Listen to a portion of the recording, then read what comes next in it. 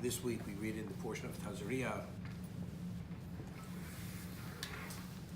We read in the portion of Tazria the laws which pertain to a woman who conceives and gives birth to a male.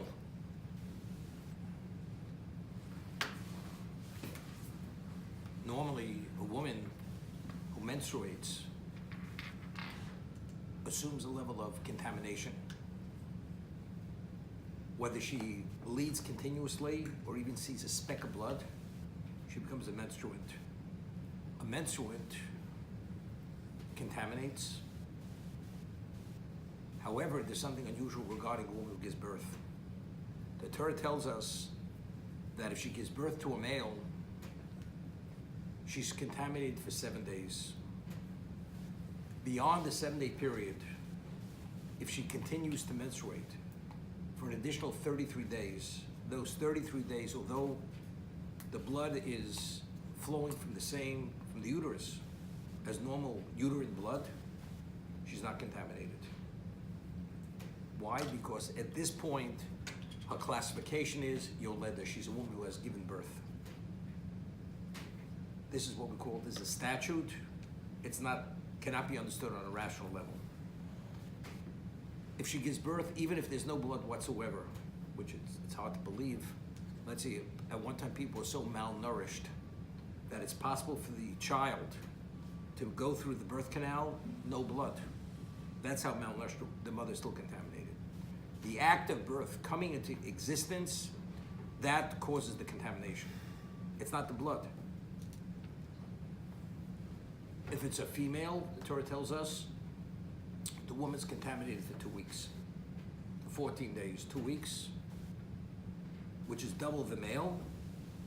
And if she continues to bleed for an additional 66 days, which is double the days of a male, although she's bleeding, if she went to the mikveh after 2 weeks, as after the male, she immersed herself in the mikveh, she's permitted to her husband, although she continues to bleed, and it's uterine blood. This is what we call Gzeir Sakosov. It's by divine decree, it's a statute. A male on the 41st day, that's after the 40-day period concludes, 7 days plus 33, she has to bring a korban, a sacrifice. If she gives birth to a female, it's double that amount of time. On the 81st day, that's the earliest she could bring her korban, and only then is she permitted, if she's the wife of a Kohen, is she permitted to eat truma. If she wants to partake of sacrificial meat, which is permitted to a non-Kohen, like a peace offering, we'll go shlomim, a todu offering, which is permitted to any Jew as long as they're not contaminated, until the 81st day, after she brings her korban. She has to bring the sacrifice first. Only when she brings the sacrifice, then she's permitted to eat the korban. Until then, she's not. Although regarding her husband, she's permitted. It's another level of purity, because we find something similar to a Kohen. A Kohen comes in contact with something which contaminates, like a rodent. Even if he goes to the mikveh afterwards, the Torah says he has to wait till nightfall before he's permitted to eat truma. Only truma is only permitted. Why? Because truma, which is in its innately holy, it's not just ordinary food, it has a sanctity to it. You have to have that more advanced level of purity, and therefore he has to complete the day. Only when nightfall comes, only then he's permitted to eat the truma. So identically, regarding the woman, if she's the wife of a Kohen, she has to wait till the 81st night to eat truma. To eat what we call sacrificial meat, she has to wait till the 81st day after she brings her sacrifice. Now, she needs kapara. She needs atonement. She brings a chatos. What way did she sin? Why did she sin? So the commentators explain that because when she gives birth in childbirth, she is in such pain, she swears that she's never going to engage in the act of procreation again. So she has to atone for that reason. For that, However, the Alaturim explains the reason why she needs kapara. Initially, the Torah tells us when Adam and Eve, Adam and Chava, they originally procreated, it says two went into the bed, and from the moment of conception till full birth was a moment. There was no gestation period. There was none of that. Born immediately, a full developed human being. It was only as a result of the sin of the Eitzadas, which was the curse to the woman, B'tzar tel dibonim, with pain, you're going to give birth. So what was the cause of the pain and what she has to go through? The whole birth process, even being contaminated, was due to the sin of Adam. Now, who initiated that chet? She offered the fruit of the tree to her husband. She's the one who initiated. Therefore, she needs kapara, because this whole process that's taking place at this moment, which causes contamination, causes all these issues, was as a result of something that she had done, not she personally, but the mother of all mankind had done, which is the female. Therefore, she has to bring kapara, because that's an outgrowth of the sin of Chava. The Or Chaim HaKodesh over here explains that before the sin of the Eitz Hadas, Adam did not have a foreskin. The foreskin was only an expression of the evil that was contained within the fruit. That's the covering. Before the sin of the tree of knowledge, a woman did not menstruate. Menstruation only came about as a result of the sin of the tree of knowledge. So he explains that because Ra, this is the most intense level of evil, all the evil that came into existence came about and permeated every aspect of this existence, came as a result of that fruit. The fruit was referred to as Tov Ra. It's good and evil. When he ingested that, he touched on every soul till the end of existence. Actually became infected with that evil. The covering on the male organ, that's called orlo. It's a covering. Now, what is a covering? You have something covered. What does that mean? It's lacking, you don't see clearly. There's a lack of clarity. A tikkun, a correction to some degree to minimize the effect of that evil, Hashem gave us a mitzvah, which is called the sign of the covenant, called circumcision, bris milah. You remove that covering.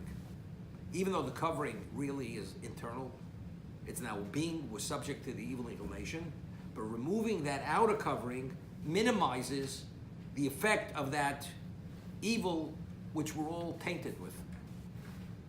But once it's removed, now we have a balance. We're no longer conflicted at an extreme level that we can't make rational, proper spiritual decisions, which is free choice. As long as that evil is there, if a child is never circumcised, he becomes an adult, and he's liable for koris, that's spiritual excision. Because why? What's spiritual excision? You have no relation with God. What's the reason? Because since the child has that representation of something which God despises, there's like God despises Amalek, and as at the end of time, Amalek will be removed from existence, identically all evil, the evil inclination will be removed from existence at the end of time. It's going to be swept. Purity. So God can only have a relationship with that person only if he's circumcised. If he's not circumcised, God won't have a relationship. As a result of that, the person is off balance. Because to merit all the siyata d'shmaya, all the divine assistance that one needs to contend with all these issues, he doesn't have, because God has nothing to do with this person. Therefore, it has to be removed. Arlo. It's interesting, there's Or Chaim elsewhere, it's based on the Kabbalah, on the Zohar, that we say, the bracha, we say, Hamotzi lechem min oretz. God brings bread out of the earth. And the Gemara tells us at the end of time, bread is going to go straight, just grow out of the earth. Edible bread.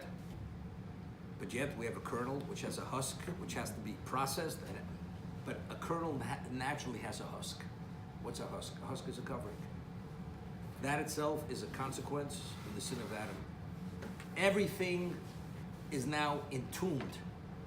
It's not in its natural state. Everything is concealed.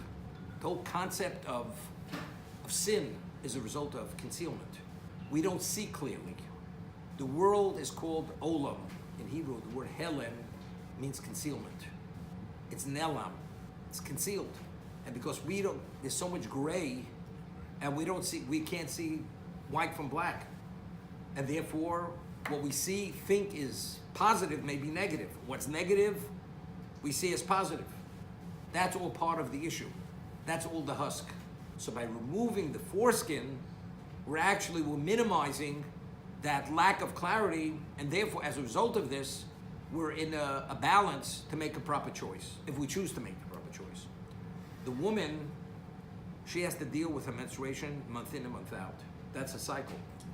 But why? It should be a one-time situation because she initiated it. Because she initiated it, Chava, therefore, the menstrual cycle is ongoing.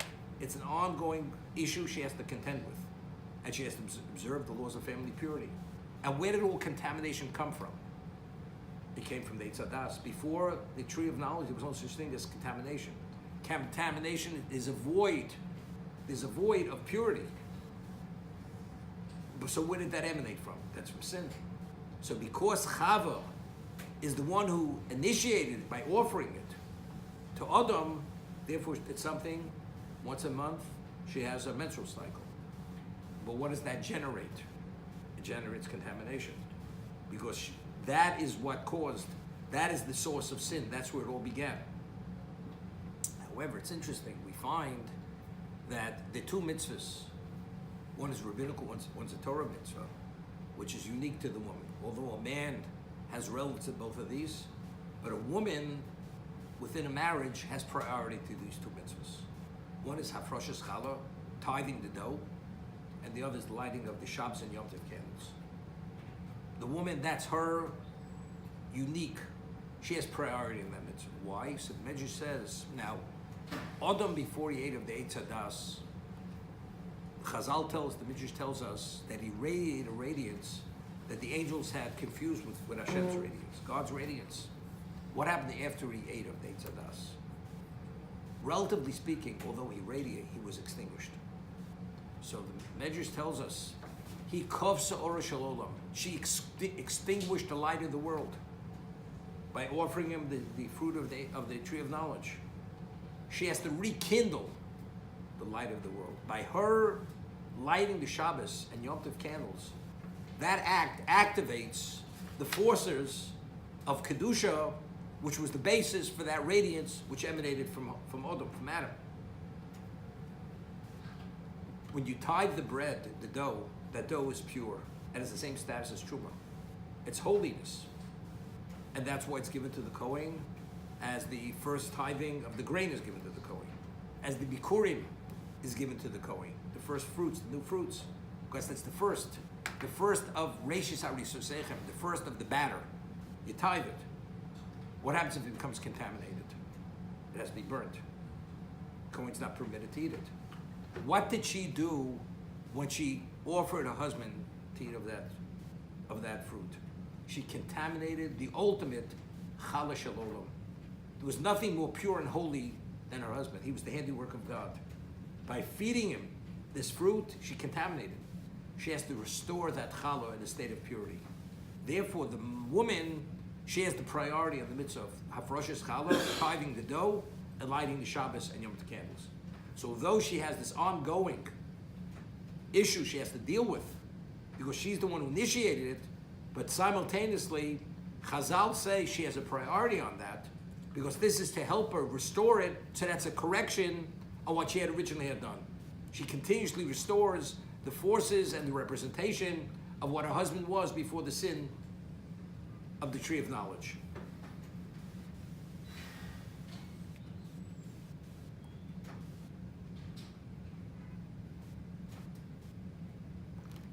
The Baal Turim writes it says, V'tova shivas yomim. If she gives birth to a male, she's contaminated for 7 days. So he writes, V'chein zeyin yimei avelus, the 7 days of mourning. Kil umas shabo kein yelech. Yeah. I mean, just as when you go, it's 7 days avelus. When you come, when is the zocher circumcised? After 7 days. You come at 7, when you leave at 7. Check in, check out, 7. It's Balaturin. Now, there's an interesting chazal, which Rashi cites. It says, Isha kisasriya yola zocher. So the laws which are discussed at the beginning of this portion are the laws which pertain to a woman's state, her personal state, and contamination, purity, korban, something that relates directly to her. In last week's portion, the Torah discusses domesticated species which are kosher and which are not kosher. Undomesticated species, kosher, not kosher. Birds, kosher, non-kosher. Fish, kosher, not kosher. Reptiles, various things. So the laws which we discussed last week's reading in Shmini were the laws which pertain to the animal, classifying the animals as pure or impure. That was last week's. So Reb Samnoi says, "Keshem she'yitziroso shel odom acha kol behema chayvov." Ma'aseh Bereshis. When was Adam created? He was the last of creation. All existence came into being. He was created at the very end on Friday, on Yom HaShishi. He sinned on that day, but he was the last of creation. So just as everything in creation preceded him, and he was the last to come into existence, kach toroso, identically the laws which pertain to him, the Torah, this parsha achat toras beibachayvov. The Torah also mentions the laws which pertain to him personally after the Torah speaks about the laws which pertain to the classifications of non-intelligent species. Domesticated, undomesticated, the birds, and the fish. What is this all about? What exactly is the Torah? As in creation, he's the last to be created. Identically, when we speak about the laws which pertain, first we discuss the laws which pertain to the unintelligent species, then the laws which pertain to the human being himself. What is it all about?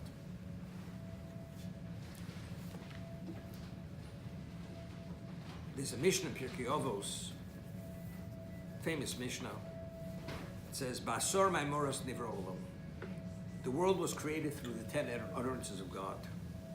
Why is that so important for us to know? There were 10 utterances of Hashem. As God created through 10 utterances, God could have made one statement, all existence could have come about.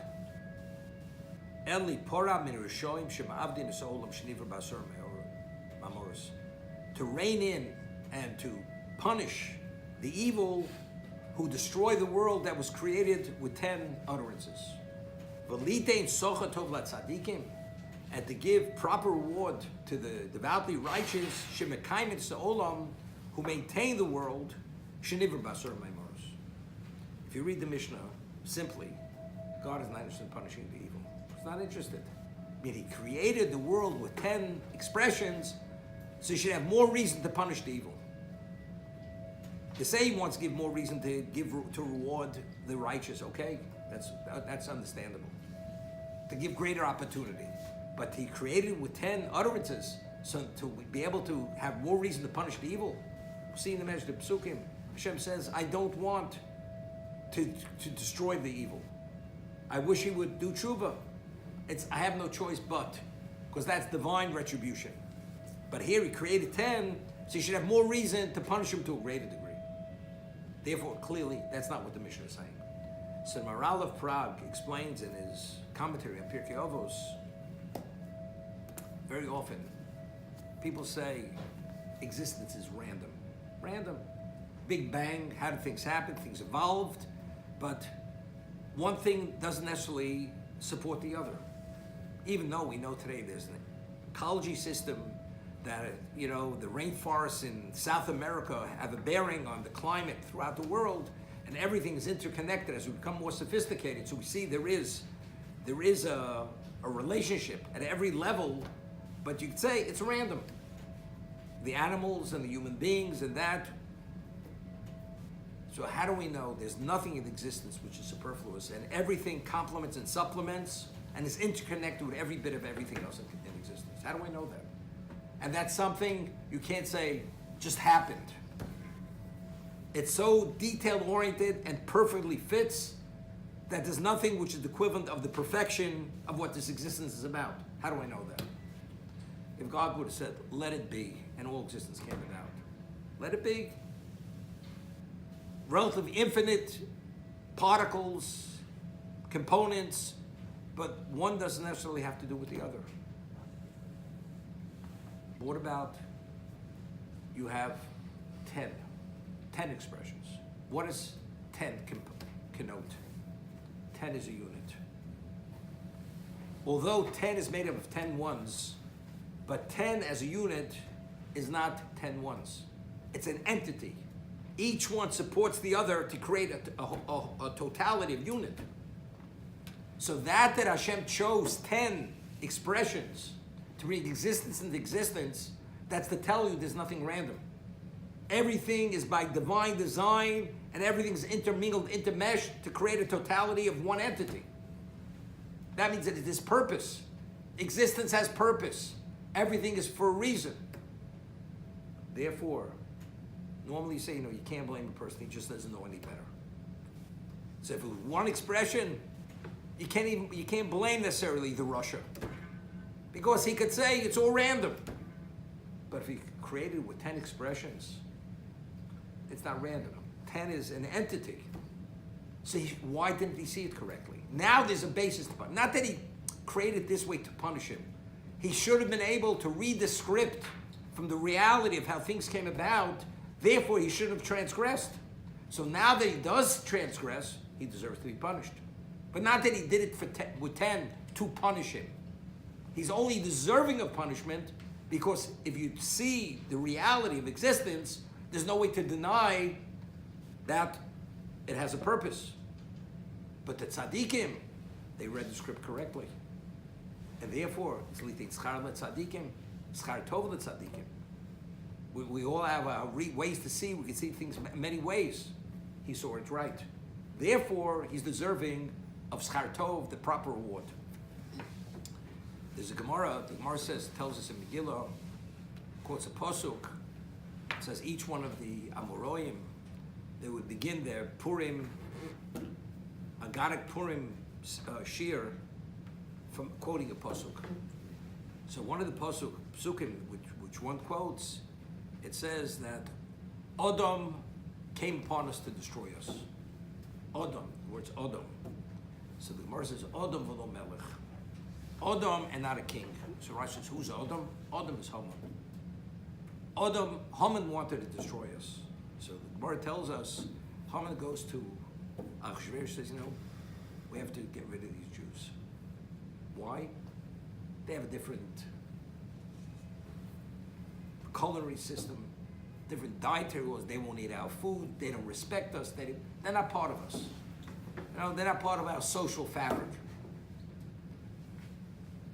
He says, therefore we should destroy him. He says, but you realize, as a king, what determines the dimension of one's kingdom? How many subjects he has. If I destroy the Jews, I have less subjects. He says, as much as I hate them as much as you do, but I have a personal interest in having them. But Haman says, destroy them, until finally he convinced them to allow him to issue the decree to annihilate every man, woman, and child. But why did Adam have no problem annihilating the Jews? It's because he's Adam lo melech. So the Maharal of Prague explains in his commentary that the only living species that was created as an individual, not as a unit, was the human being. God created Adam by himself. Then the Torah tells us, Lo tov heyos adam levado. It's not good for man to be all by himself. Eslo eze kenegdo. I'm going to make a helpmate opposite him to assist him. So that question is, why did he initially created Adam without a counterpart, without the female. So the Mishnah tells us that if you have witnesses who come to testify in a capital crimes case, the court tell them up front, do you realize the consequences of your testimony? A human being's going to be killed. So therefore, you have to really be sure that your testimony is viable and accurate. If there's any ambiguity in your testimony, don't testify. Because you have to understand what is the value of a human being. So they tell them, do you know what the value of a human being is? Why did God create Adam as a single person, not as a unit? Because a person has to understand from that action the universe, as immense as it is, as expansive as it is, and what it is. He has to say that the world was created for me. Bishvili nivra olam. Could you imagine? One human being, bishvili nivra olam. A whole universe. So what does that tell you? The value of a human being. He needs a whole universe to address his objective. So by taking this person's life, do you know what you're destroying? So give them an understanding of the value of the consequence if their testimony is not accurate. Taking an innocent life. It's not just taking an innocent life. You're ending somebody where the value of his life is the equivalent of the whole universe.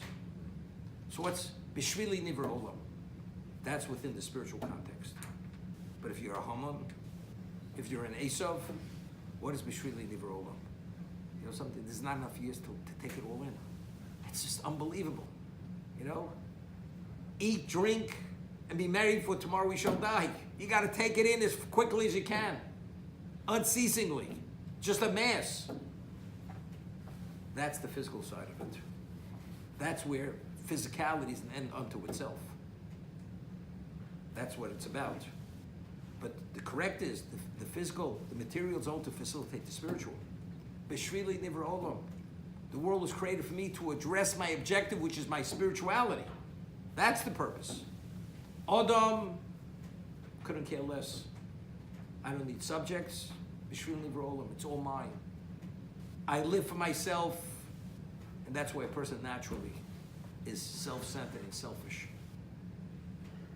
Always a child, self-absorbed. You have to teach a child. It's part of raising a person. There are others outside of himself. But if a person's not, it's only himself. Nobody but himself. Because that's the reality of the physicality of a person. Bishvili nivra olam. The world's all mine. Why did Cain kill Abel? The world wasn't big enough for both of them. Wasn't big enough. He had his eye and all existence. Here he has to divide the pie with his brother. That's why he killed him. Could you imagine? It's not to be understood, but that's why he killed his brother. Let's say we'd only have, now, there's a famous word from Rabbi Bachya. He writes in the introduction of one of the parshas, one of the portions, that if a person wants to build a house, what does he do? Goes to an architect, and he explains to the architect what exactly he wants in that house. So he sketches a blueprint to accommodate whatever the needs of that person may be, and then afterwards, after the sketches, the blueprint is designed, so now they get a builder to build a house. Then they get a mason to put the bricks, an interior designer to put what has to be put in the house. And when the house is finished, you call the client, they say, the house is here, it's waiting for you. If Adam would have been created at the beginning of existence, before the waters parted and the dry land was seen, before there was vegetation, before there were birds, before there were species, before anything, what would have Adam been doing for a week, nearly a week? You say, well, you know better than an animal. You're an intellectual animal, a bird is whatever it is. You're all instinctive beings. So what does it say by having Adam as the last element of creation? Everything that preceded him was only to accommodate him. That's what the Torah is saying, right? It's only when everything's in place, then you bring the proprietor on site. Now it's all ready for you. So what does that tell us? What is the value of the human being? The human being is the center of the universe. Being the last of creation He is the center of the universe. But now we have a new question. Center of the universe in what context? Physicality? Bishrili nivra olam. The world is all mine just to take it in? Or it's for its spiritual value? To facilitate spirituality. That's why I need this parasha. The portion of Tazria follows the portion of Shmini. Last week we spoke about the laws which pertain to the species. What laws? I'm not talking physical laws, these are spiritual laws. What species is permitted, which is not permitted? Whether it's the domesticated, undomesticated, birds, fish. Now we spoke about the laws which pertain to the person. So why, to tell me what? Why did Hashem create species which have laws? Why? Why does a kosher species have a hide? Do you know why? Because when you write a Sefer Torah with tefillin, it has to be from a hide of a kosher species. Otherwise, what does a kosher species have to have a hide? It's only, its physical creation is only because how it pertains to the spirituality of a Jew, what it has to facilitate. But without these last two portions, you wouldn't know that. It happens. God chose to have, it should have a hide. Just speaking to someone who's one of the, there was a lecture given by Rabbi Ordman as part of the Arachim, part of the Gateways lectures. You know, the whole idea of ritual slaughter being inhumane. Because when you cut it at the neck, the animal suffers. But if you put a bullet through its head, it dies immediately. Supposedly. But first they bludgeon it before they put the bullet through its head. Right? To bring it to a state of unconsciousness. But cutting at the throat, so they pointed out that it's the anatomy of a kosher species is different than the anatomy of a non-kosher species. A kosher species, we know that if the blood flow is cut off from the brain, the animal is dead immediately. Every animal, it has two systems that even if you cut the vein, the main arteries at the neck, the back arteries would still feed the brain with blood. Every kosher species, it flows in the back, but it goes to the front. So when they cut the artery at the throat, which is ritual slaughter, immediately the blood flow is cut off from the brain. And the animal dies instantaneously. So the whole concept of pain has no relevance. You understand? But it's only in the kosher species. The system, the way the vein, the arteries are actually, they feed the blood flow. It's a different feed. It's unbelievable. Why? Because that's called ritual slaughter. There's nothing more humane than ritual slaughter. That's called shechita. Tsar balei chaim. To cause undue pain to an animal, that's a Torah violation. You're not permitted. So what is it? So why is it that way? Why, let it be like the kosher, non-kosher species. That's because there's ritual slaughter. Because a Jew can't eat meat, or you can't bring a sacrifice any other way other than this way. So therefore Hashem made that the most humane way to take the life of the animal in the context of consumption or sacrifice is the most humane way. So, what did Hashem provide in the creation of the unintelligible species and every other aspect of existence? A system which facilitates the spirituality of the Jew. Because just as we spoke about the laws which pertain to the animal in last week's reading, now we speak about the laws which pertain to the what? To the human being. What being last, what does that say? You are the center of the universe. But what is the center of the universe? The spirituality of the Jew. That's what the center, that's the purpose. This is Bereshis Bar Elokim, B'shul Torah shenikras Reishis, B'shul Yisrael shenikras Reishis. The objective of creation is Torah, in which people have relevance to actualize that Torah. Only Klal Yisrael. We said Nasa v'Nishma, but that's confirmed through this right now. It's interesting. You know, the laws, we have what we call the only Torah bracha, which is explicit, is Birchas Hamazon. Grace after meals.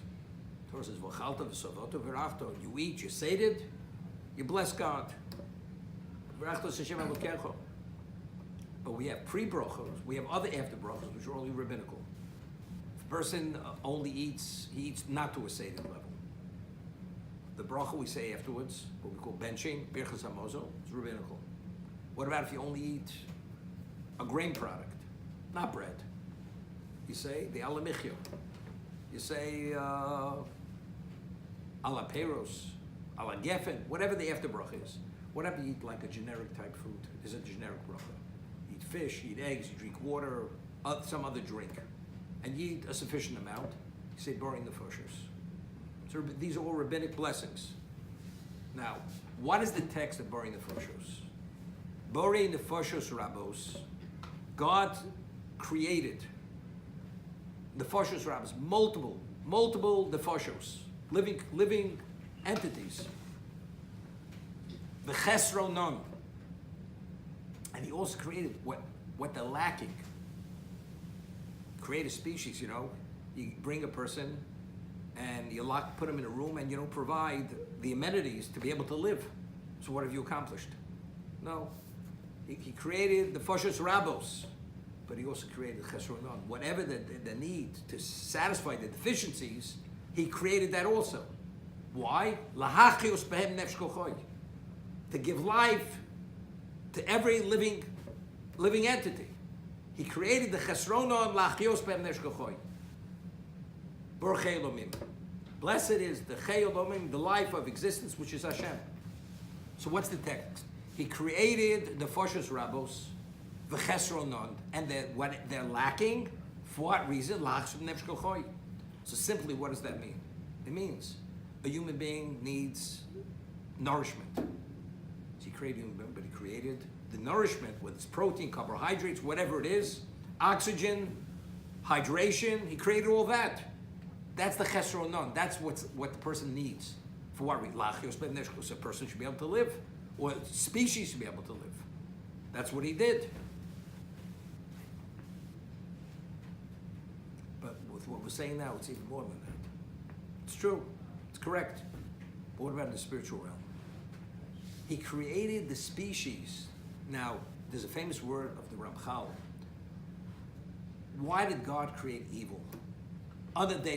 Unadulterated evil. You know why? Not to do it. To refrain from evil. That's its value. Because that puts the context of choice in play. What is the value of evil? Don't do evil. Not to do evil. So Hashem created species, non-kosher species. What's the value? Not to eat them. Because you're not permitted to eat them. Kosher species, you're permitted to eat them. You can bring sacrifices for them. Torah, tefillin, mezuzah, from the hides, the parchment, the leather, whatever it may be. Many things. Why did he create the esrog? Because it's one of the 4 species. And why the grains? If only 5 grains could you make matzah. Any other grain other than the 5 grains, one does not meet the criteria of the species, the ingredients of matzah. Why? So the Gemara tells us, the Torah juxtaposes the positive commandment of matzah to the negative commandment of eating chametz. Because when you add water to these 5 grains, the process is called a leavening process. Any other grain, it's not called leavening. There is a chemical change, chemical reaction over time, but it's not called leavening. So since there's a halacha on Pesach, you are not permitted to eat chametz. It says, "Ushmartem es hamatzos." You have to supervise the matzah. It should not become chametz.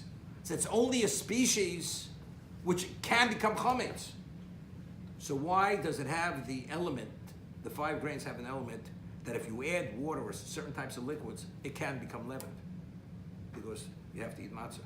So when he provided the species, it's not only to nourish us in the physical sense, it's because it has to address our spiritual development. So that's very Foshos Rabos Chesron Non. Regarding a non-Jew, it has no relevance. He created the Foshos Rabos, but also what they're lacking. He created every species that it addresses not only our physical existence, but even our spiritual existence. That's the Chesron Non.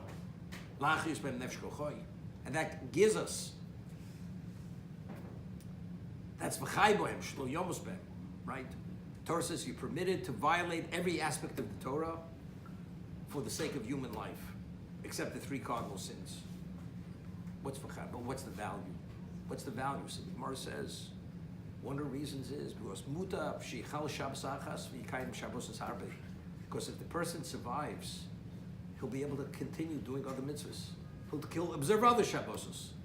But if he dies, so therefore it's worthwhile to violate one Shabbos to be able to do other things. So again, what are we talking about? The objective is the spirituality. The physicality is only to facilitate the spirituality of the Jew. That's what it's about.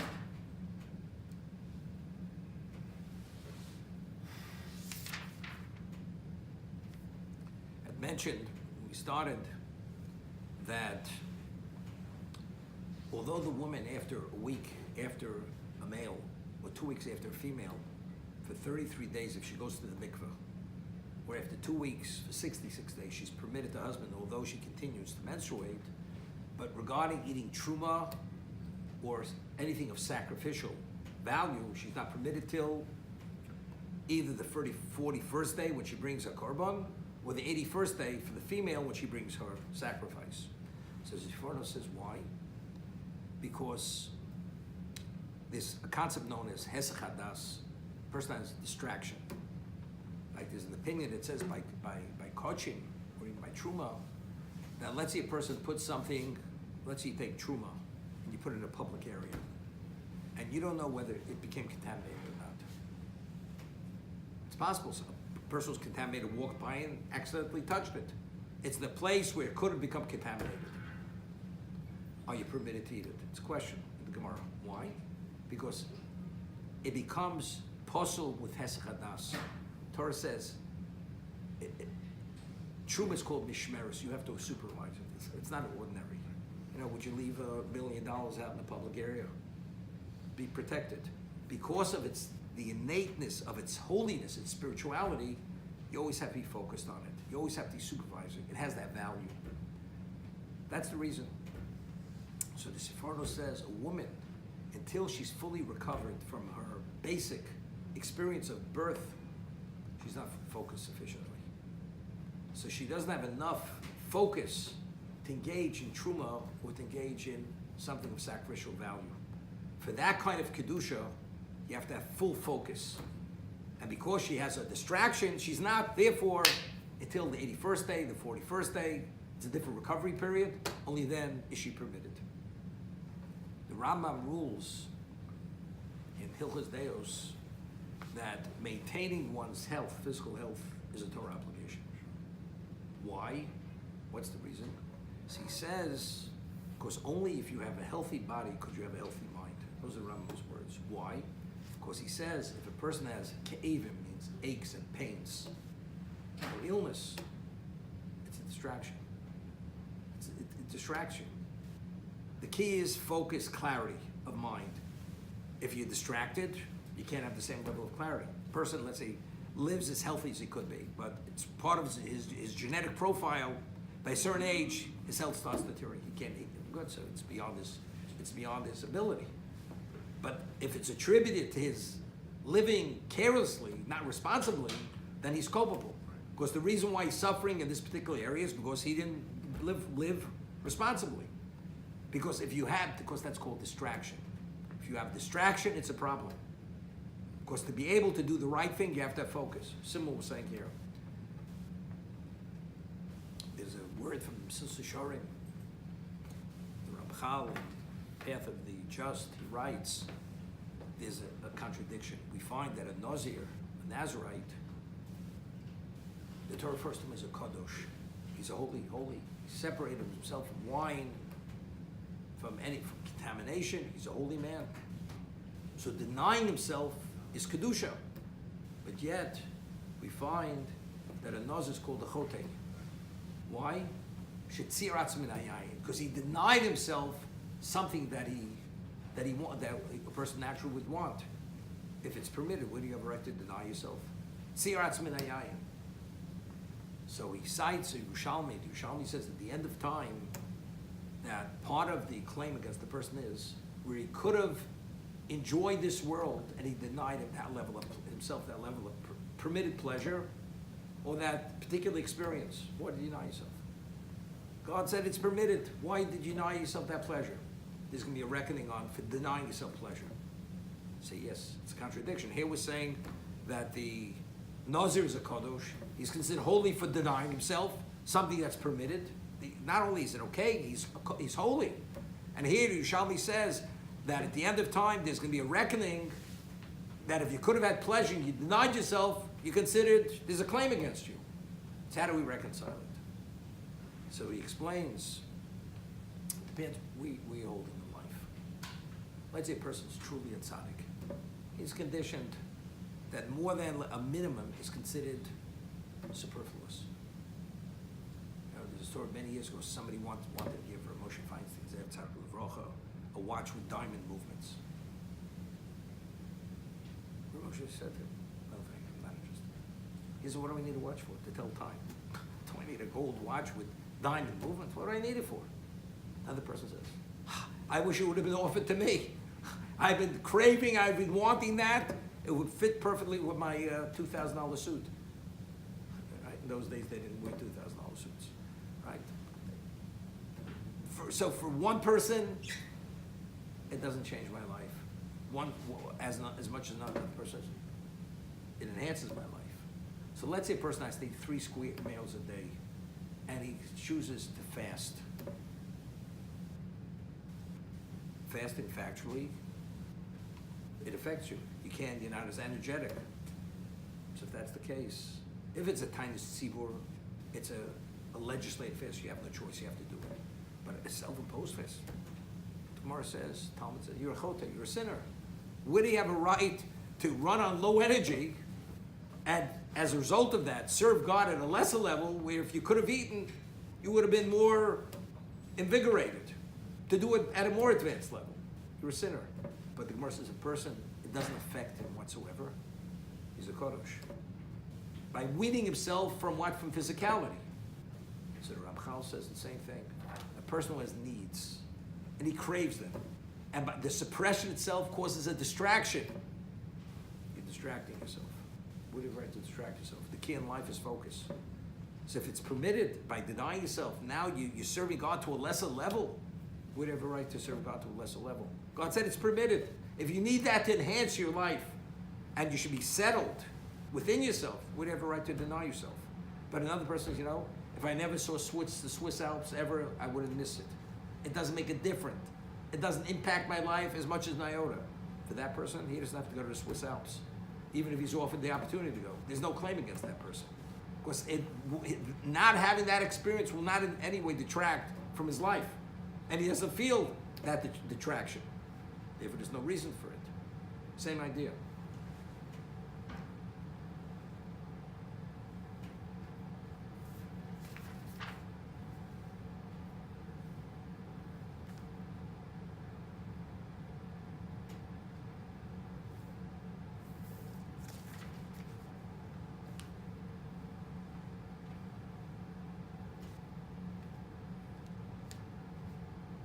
Just, he says a principle, or Chaim HaKodesh says, based on the Kabbalah, that regarding the circumcision, Milah is a mitzvah saseh, positive commandment. We have Ramach, mitzvah saseh, 2 and 4 positive commandments. We have 365 negative commandments. What is the value of a negative commandment? A person himself naturally is tainted. We're born, we're not spiritualized. When we do mitzvahs, we spiritualize ourselves. Asher kidshanu b'mitzvos. We sanctify it. When we do a negative commandment, what do? We violate it. We diminish ourselves. The connotation don't do is, don't do it, it's not in your best interest. Do means it's in your best interest. So the positive is an advancement. The negative is what? Is a diminishment of the person. So he explains that there's a natural, he refers to as tiyuv, there's a natural impurity which exists within the person. It's like a person, God forbid, is addicted to something. And to overcome the addiction, he has to stop What totally? You know something, there's withdrawal. Because when the body craves, if you don't satisfy it, there's pain. You're denying yourself. Denying yourself, not transgressing the negative, that removes the impurity. The body naturally recovers. The neshama, together with the body, naturally becomes less darkened, less impure. But less impure doesn't mean you're illuminated. The mitzvah saseh is to illuminate you. That's to give you radiance. Kiner mitzvah v'torah or.